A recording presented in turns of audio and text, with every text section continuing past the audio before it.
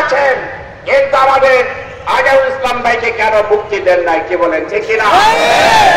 আমরা কিন্তু খুব শান্ত প্রিয় মানুষ, আমাদেরকে অশান্ত করবেন না, আমাদের ধৈর্যকে দুর্বৃত্ত মনে করবেন না, আমাদের নমনীয়তা আইন শৃঙ্খলার প্রতি আমাদের সম্মান থাকার কারণে আমাদেরকে দুর্বলতা মনে করবেন না।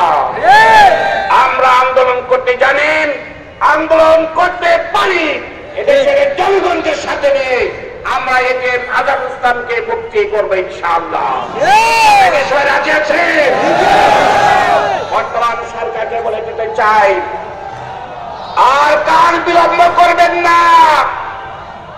আপনারা জানতেন না 5ই আগস্টের আগে, আপনারা জানতেন না আপনারা উপদেষ্টা হবেন। কি বলেন, ঠিক কিনা? এই বাংলাদেশের জনগণ 5ই আগস্ট থেকে 8ই আগস্ট পর্যন্ত এদেশে কিন্তু কোন সরকার ছিল না।